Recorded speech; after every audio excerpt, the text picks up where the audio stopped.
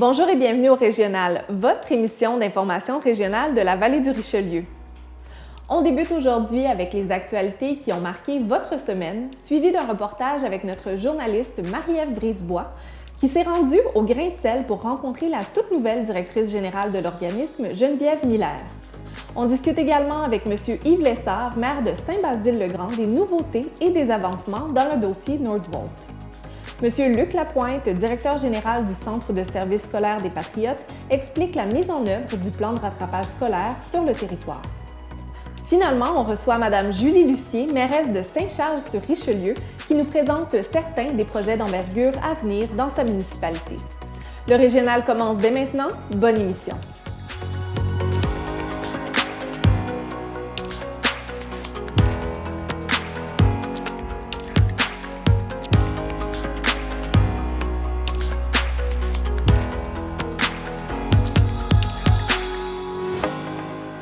Voici vos actualités sélectionnées par l'équipe de TVR9.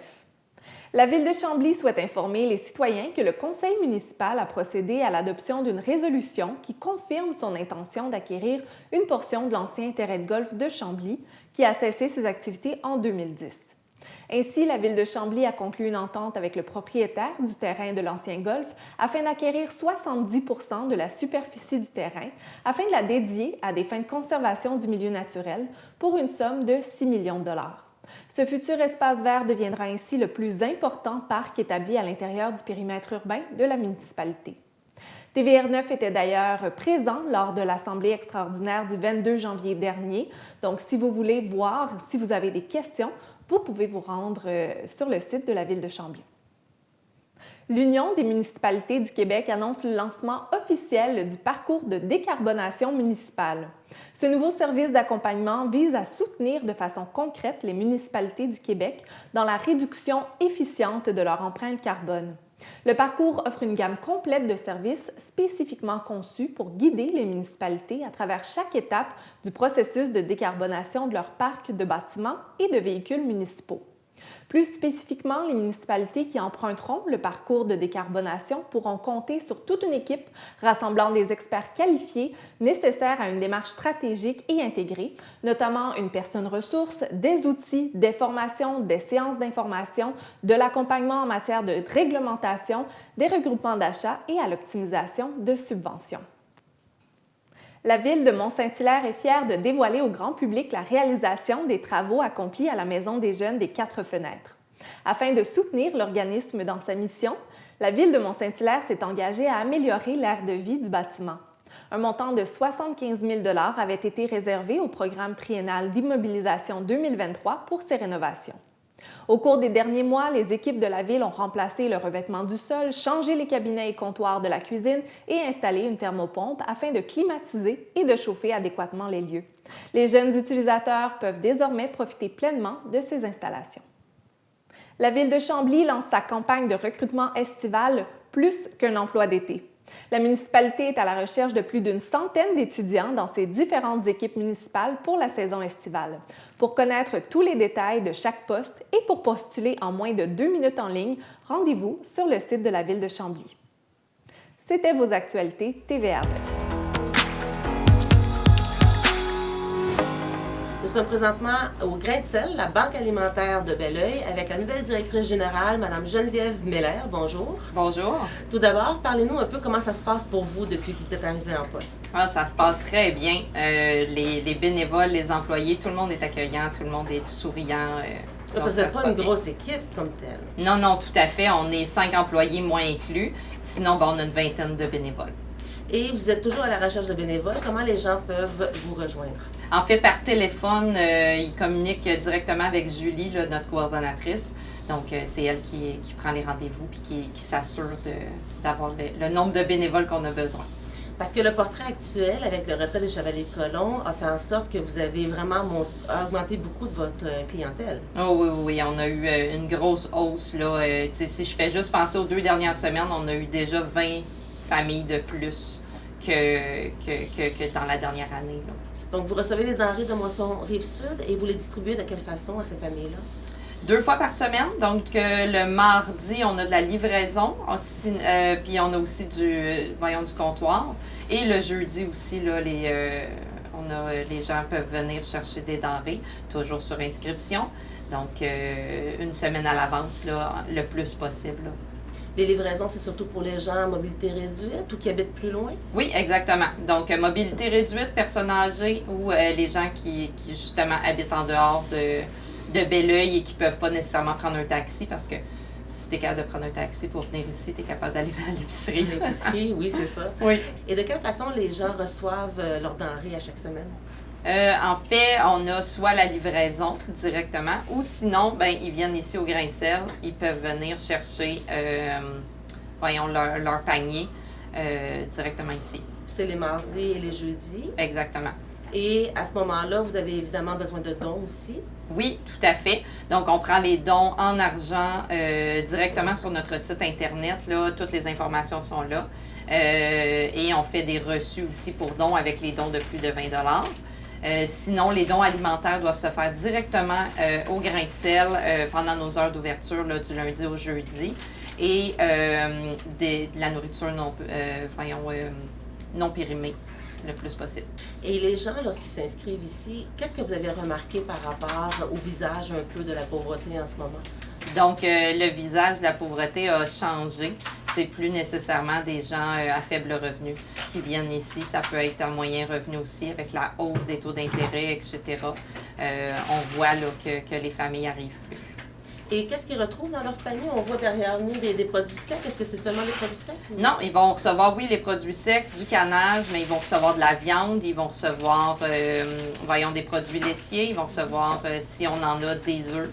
Mais oui, c'est un panier d'épicerie complet. Et rapidement, qu'est-ce que vous aimeriez pour votre vision pour l'avenir du Grain de Sel? J'aimerais qu'on soit les premiers à être dans la tête des gens quand ils ont besoin de nous, quand ils ont un service à demander alimentaire. J'aimerais ça être là. Alors, merci, Mme Miller, et on invite les gens en situation précaire à vous contacter ou encore des gens qui seraient intéressés à faire du bénévolat avec vous. Il va y avoir les informations au bas de l'écran. Merci beaucoup pour l'entrevue. Merci beaucoup à vous.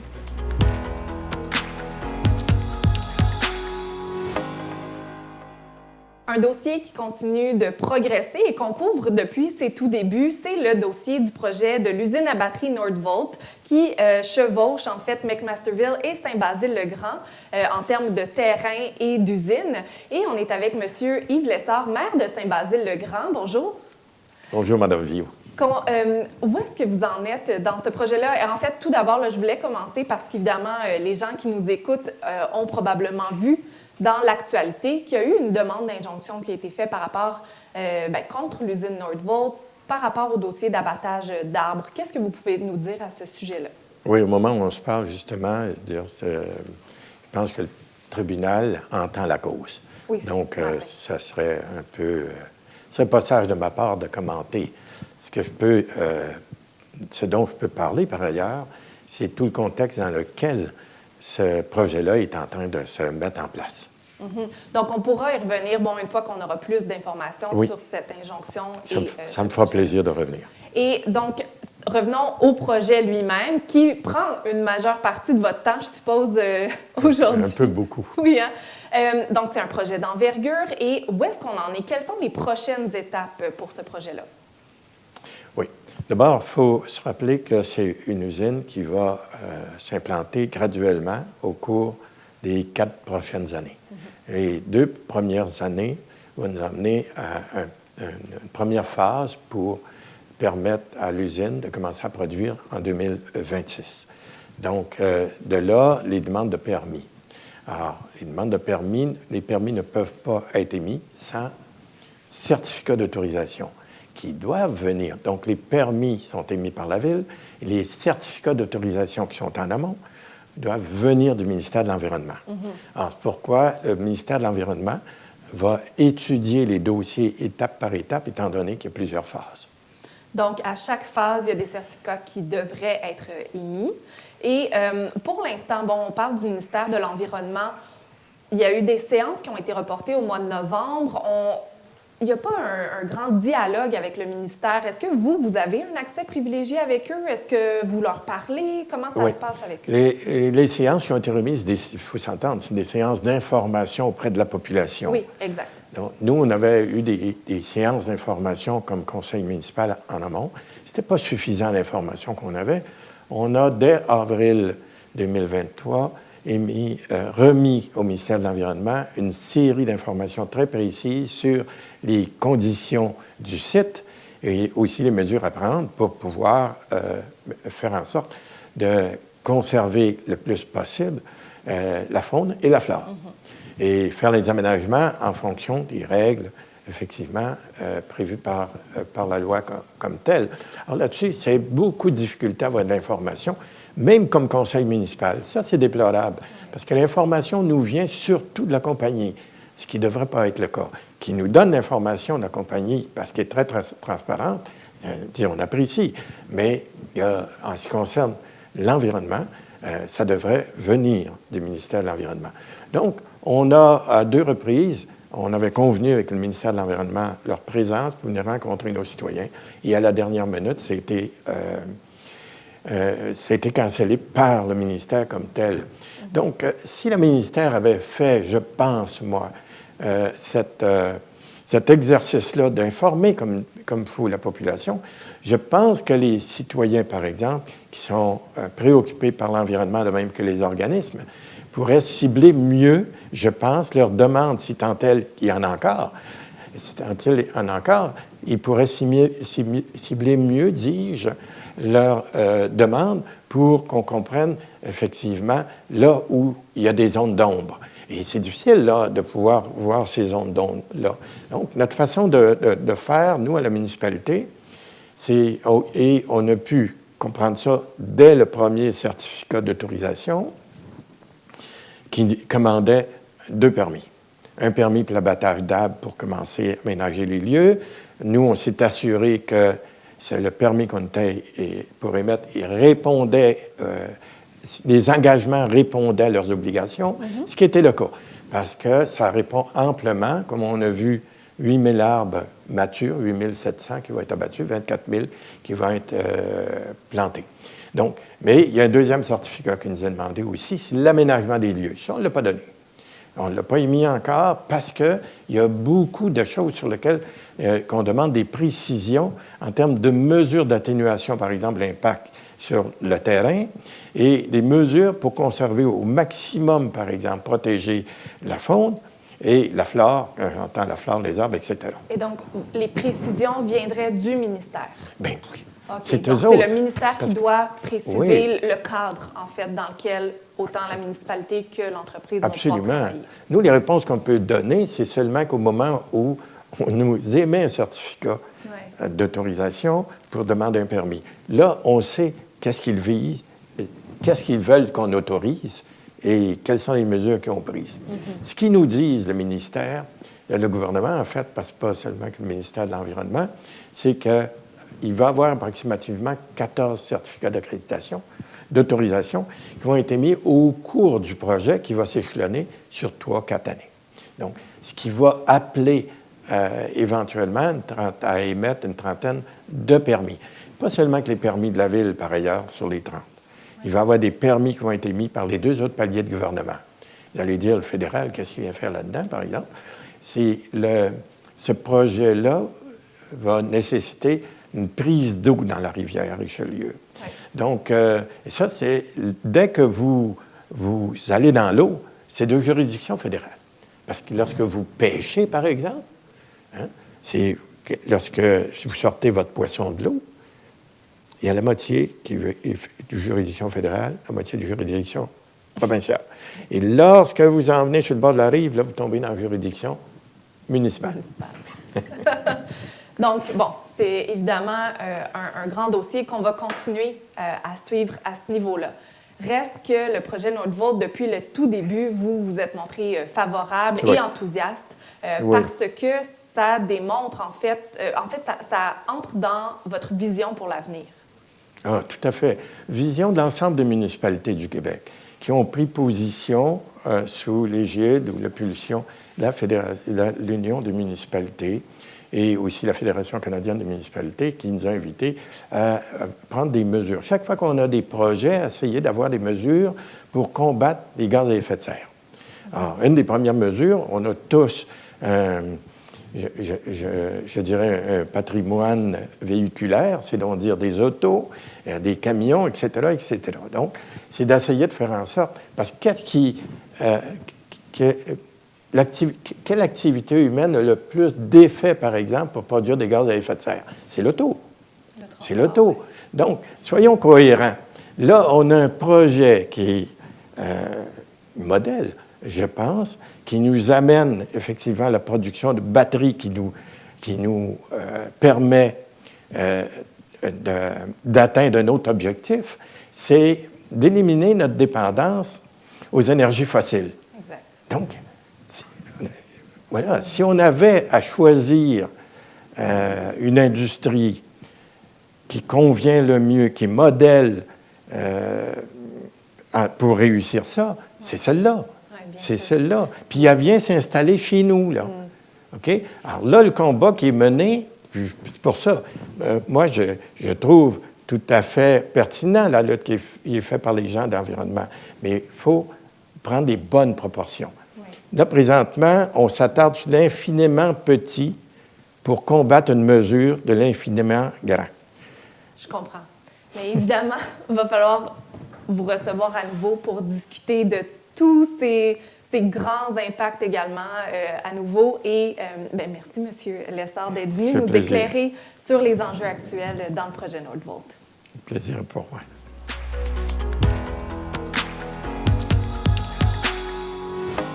Le 9 janvier dernier, le gouvernement du Québec a annoncé un plan de rattrapage de 300 millions de dollars pour faire suite à la grève qui a touché le milieu scolaire au Québec. Et je suis avec M. Luc Lapointe, qui est le directeur général du Centre de services scolaires des Patriotes. Bonjour. Enchanté. Donc, vous, comment est-ce que ça va s'implémenter, ce plan de rattrapage-là? En fait, le plan, l'organisation du plan de rattrapage a débuté là, à peu près au même moment où le ministre de l'Éducation, Bernard Drinville, en a fait l'annonce publiquement. Donc, on a pris connaissance, bien entendu, des modalités là, qui s'imposaient là, au niveau des centres de services. Et parmi ces modalités-là, bien, il y avait cette volonté-là d'avoir une très, très grande flexibilité, puis qu'au niveau de chaque équipe école, on puisse y donner sa couleur en fonction de la réalité, du portrait des élèves et du besoin des élèves. Donc, nous, on a informé les directions d'école dès les premiers jours. Et depuis les 2 dernières semaines, les équipes écoles, donc direction d'école, enseignants, éducateurs spécialisés, professionnels, ont identifié les élèves là, qui auraient pu être affectés par les journées de grève. Ceci dit, au Centre de services scolaires des Patriotes, les élèves ont manqué là, techniquement à peu près 7 jours d'école. Donc, les enjeux ne sont pas les mêmes là, selon l'endroit où les élèves sont à l'intérieur de la province de Québec. Donc, à partir de ça, le jumelage des élèves a été fait avec les gens qui sont volontaires, parce que tout ça passe par une base de volontariat. Il y a 2800 élèves, un peu plus de 2800 élèves qui ont été identifiés là, dans nos différentes écoles au niveau du centre de service, autant au niveau du secteur jeune qu'au niveau de la formation générale adulte. Et parmi les services qui vont être offerts à ces 2800 élèves-là, un peu plus de 2800 élèves, bien, il y aura du tutorat qui va pouvoir être offert par du personnel des écoles, du soutien pédagogique. On peut le voir sur du co-enseignement ou du team teaching en bon français, donc où un collègue enseignant vient travailler avec un autre collègue en classe, avec un sous-groupe d'élèves, par exemple, qui aurait des besoins particuliers. Donc, dans les heures de classe. Dans les heures de classe. On va avoir également des services d'aide spécialisés. On peut penser que c'est nos élèves, là, en difficulté d'adaptation, d'apprentissage, ou nos élèves handicapés qui peuvent avoir des besoins un peu plus spécifiques. Ça peut être du point de vue social, au niveau des relations aussi interpersonnelles, au niveau des apprentissages. Donc, ça peut être du soutien à ce niveau-là qui peut être offert là, par des professionnels, des éducateurs spécialisés ou des enseignants ou l'orthopédagogue, par exemple, qui travaillent de façon un peu plus spécifique, une rééducation là, à certains niveaux.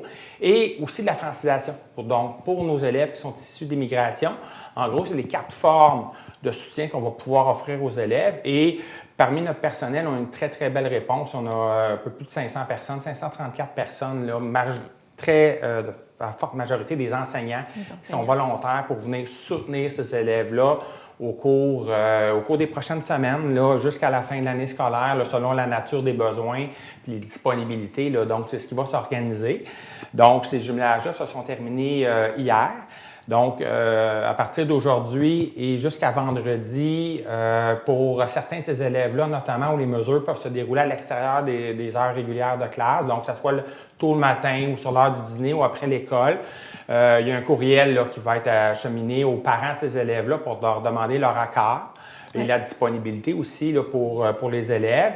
Et également pour les élèves où il y a des mesures là, qui vont se dérouler à l'intérieur des heures de classe, comme le co-enseignement, par exemple, on va venir informer les parents.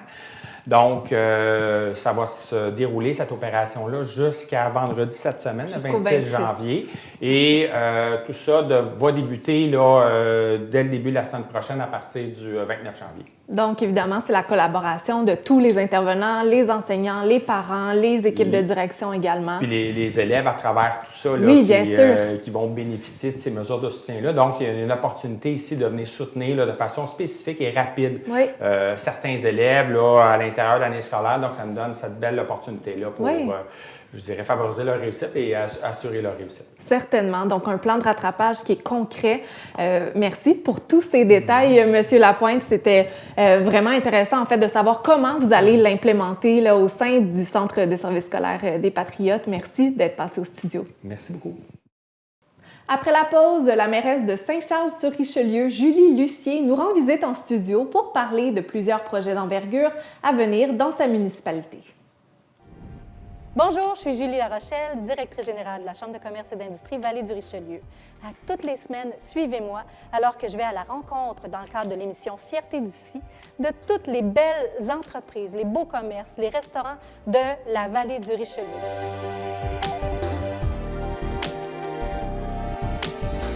Suivez-nous, c'est un rendez-vous Fierté d'ici sur les ondes de TVR9.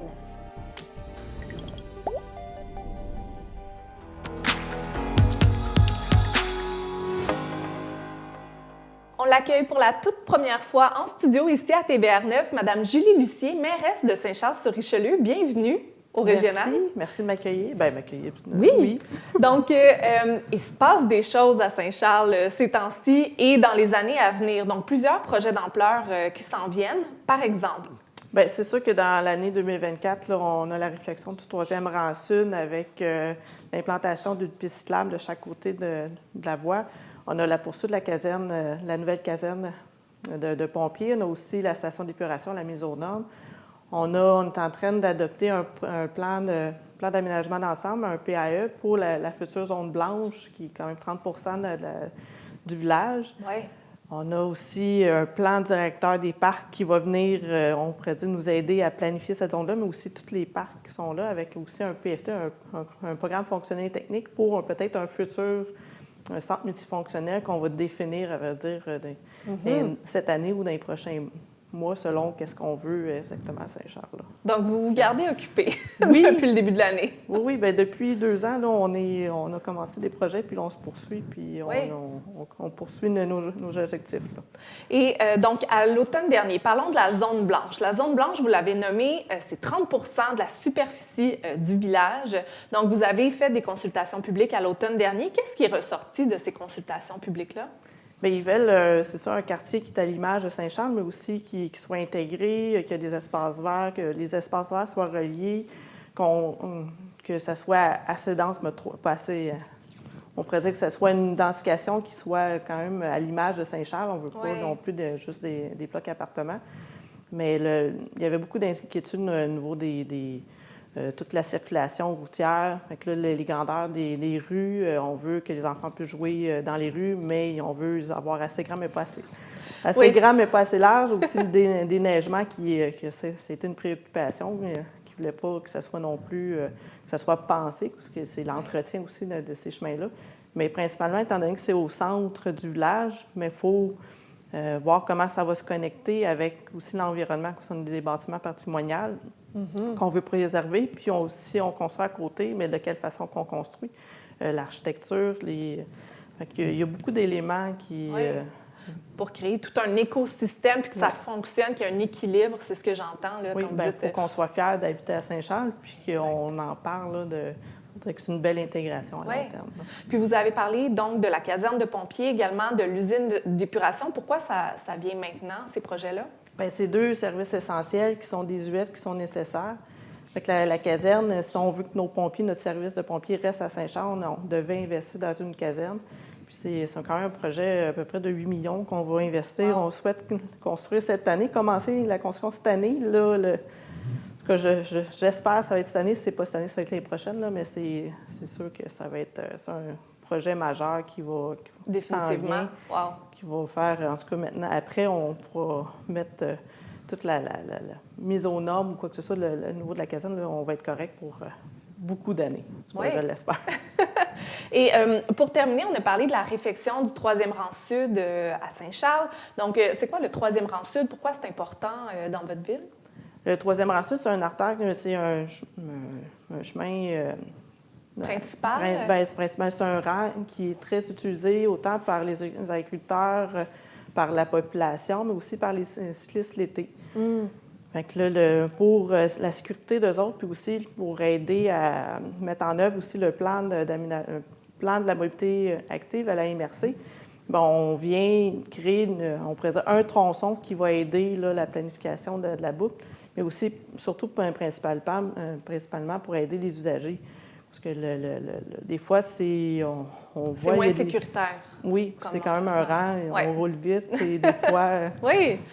Merci, Mme Lucier, d'être venue au studio. C'est déjà tout, ça passe vite, 4 minutes, mais on va certainement vous recevoir dans les prochains mois. Merci encore. Merci.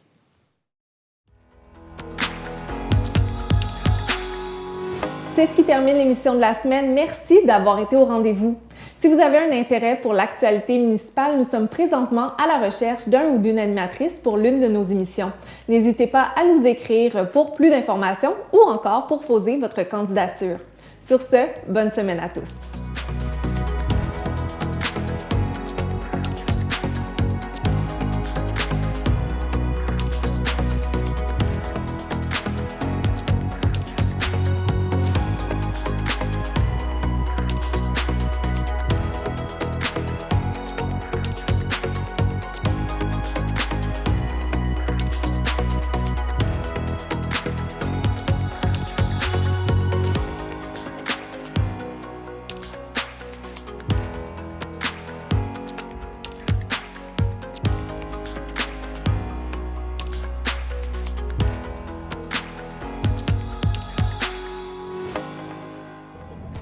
À l'émission Parole d'auteur, je partage avec vous ma passion pour la lecture. Je vous invite à découvrir avec moi des auteurs québécois qui vont nous parler de ce qui les anime et ce qui les fait vibrer. Suivez-nous sur la télévision citoyenne.